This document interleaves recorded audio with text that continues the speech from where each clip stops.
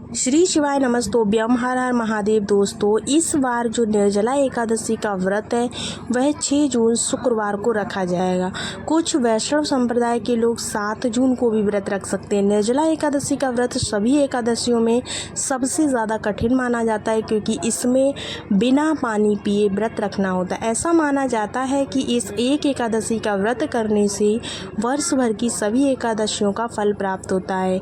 यहाँ निर्जला एकादशी पर किए जाने वाले कुछ उपायों के बारे में हम बात करने वाले हैं। भगवान विष्णु व माँ लक्ष्मी को प्रसन्न करने के लिए किन उपायों को आपको करना है। देखिए, सबसे पहला जो उपाय है वो आपको एक दीपक का उपाय है। तो दीपक के लिए आपको करना क्या है दोस्तों, सबसे पहले आपको एक मिट्टी का दीपक लेना है। उस दीपक को, या तो दीपक पुराना हो या नया हो, उससे कोई लेना देना नहीं है। अगर दीपक पुराना है तो आप उसको धो करके यूज़ कर सकते हैं। निर्जला एकादशी के दिन भगवान विष्णु की प्रतिमा या चित्र आप अपने सामने रख लें। मंदिर में आपकी भगवान विष्णु या की चित्र या प्रतिमा हो, उसको रख लें। उसके बाद में आपको एक दीपक लेना है। उस दीपक में आपको आज के दिन घी का प्रयोग करना है। उस दीपक को घी से भर लीजिए। दीपक में आपको गोल बाती डालनी है। गोल बाती डालने के बाद में आपको क्या करना है दोस्तों, इस दीपक को आपको भगवान श्री हरि विष्णु के सामने प्रज्वलित करना है। दीपक प्रज्वलित करते समय आपको उनका एक मंत्र ओम नमो भगवते वासुदेवाय, इस मंत्र का उच्चारण करते हुए दीपक प्रज्वलित करना है। अगर आप एकादशी के दिन इस उपाय को कर लेते हैं तो आपकी जो भी मनोकामना है वो ज़रूर से पूरी होगी। साथ ही साथ आपको बता दें, एकादशी के दिन आपको पीले वस्त्र और पीली वस्तुएं ज़रूर से दान भी करनी चाहिए और भगवान श्री हरि विष्णु को समर्पित भी करनी चाहिए। भगवान विष्णु को आपको इस दिन पीले वस्त्र पहनाने हैं, साथ में पीला फल और पीला अनाज जैसे कि चने की दाल आपको अर्पित ज़रूर से करना है। साथ ही साथ आप गुड़ अर्पित कर सकते हैं भगवान श्री हरि विष्णु को। इससे भी आपके जीवन में सभी समस्याएं दूर होंगी। साथ ही साथ दोस्तों, आपको एक विशेष चीज़ बता दें, अगर भगवान श्री हरि विष्णु को खीर का भोग आप लगाते हैं या फिर पंचामृत का भोग लगाते हैं तो आपकी जो भी मनोकामना है वो जल्द से जल्द पूरी हो जाएगी। होप सो आपको पहला उपाय बहुत अच्छे से समझ में आया होगा। अब बढ़ते हैं अपने दूसरे उपाय की तरफ। दूसरा जो उपाय है वो क्या है, देखिएगा, जिन लोगों को बहुत दिनों से व्यापार में वृद्धि नहीं हो पा रही है, धन संबंधी समस्या है, तो उन लोगों को इस उपाय को ज़रूर से करना चाहिए। उपाय के लिए आपको करना क्या है, हर किसी भक्त के यहाँ, जो भी भगवान श्री हरि विष्णु को मानते हैं, उन सभी के यहाँ पर तुलसी माँ का पौधा तो ज़रूर से होगा। तो ये उपाय आपको तुलसी माँ के पौधे के लिए करना है। करना क्या है, आपको तुलसी माँ को भगवान विष्णु को अत्यंत प्रिय माना जाता है। निर्जला एकादशी के दिन तुलसी के पौधे के पास में आपको एक दीपक जलाना है। दीपक किस समय जलाएंगे, पूजा आपको कैसे करनी है, दीपक के अंदर कौन सी विशेष चीज़ डालनी है, इन सब के बारे में हम बात करने वाले हैं। तो दोस्तों, आपको एक मिट्टी का दीपक लेना है। उस दीपक को आपको किससे भरना है, सबसे पहली बात, उस दीपक के अंदर आपने घी भरना है। घी भरने के बाद अगर आपके पास शुद्ध देसी घी नहीं है तो आप जो तिल का तेल आता है ना, उस तेल का भी यूज़ कर सकते हैं। तिल के तेल को आपको इस दीपक में भर देना है। भरने के बाद में एक गोल बाती इसमें डाल लेना है। डालने के बाद में आपको सबसे पहले एक चुटकी हल्दी लेनी है। हल्दी को लेकर के आपको तुलसी माँ के पौधे के पास में जाना है।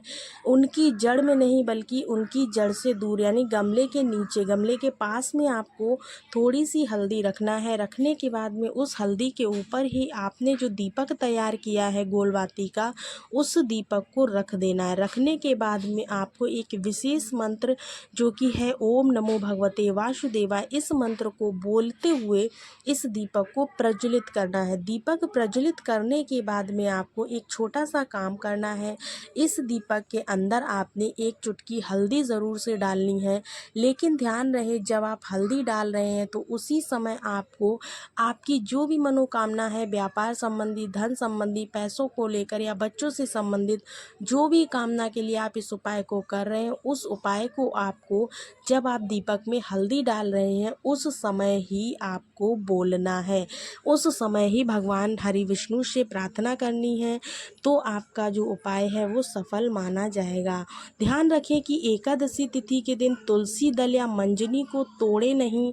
एक दिन पहले ही अगर आपको चाहिए चाहिए है तो तोड़कर रख सकते हैं। एकादशी के दिन आपको तुलसी के पौधे में जल भी नहीं देना है। ये बहुत ही विशेष उपाय है कि आपको तुलसी के पौधे में भूल कर भी जल नहीं डालना है। अगर आप ऐसा करते हैं तो आपके ऊपर दोष लग जाता है। साथ ही साथ दोस्तों बात करते हैं कि आज श्री हरि विष्णु को क्या चीज़ समर्पित करनी चाहिए। तो भगवान विष्णु और माता लक्ष्मी की विशेष कृपा पाने के लिए आपको आज के दिन जो नारियल होता है ना, हरा वाला नारियल जिसमें पानी होता है, श्रीफल जिसको बोलते हैं, श्रीफल ज़रूर से अर्पित करना चाहिए। ऐसे में आपकी क्या होता है ना, जो भी समस्याएं आपके ऊपर ग्रह दोष को लेकर चल रही होती हैं वो सारी समस्याएं एक नारियल समर्पित करने से आपकी दूर हो जाती हैं।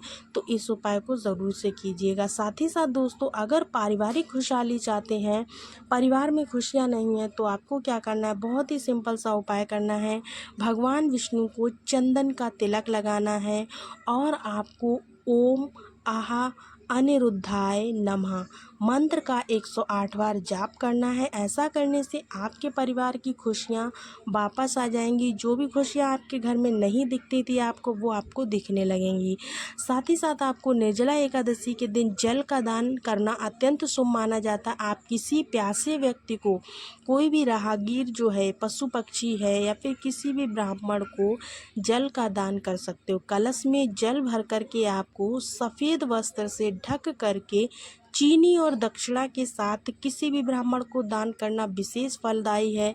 अगर आप चाहते हो कि आपके जीवन में कोई भी दुख या संकट ना रहे तो आप जल का दान निर्जला एकादशी के दिन ज़रूर करिएगा।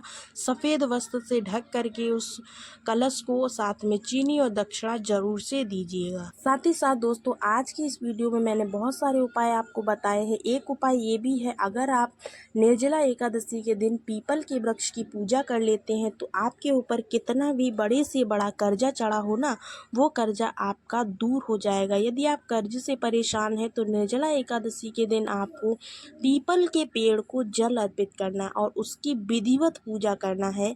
इससे आपको कर्ज से मुक्ति मिल जाएगी।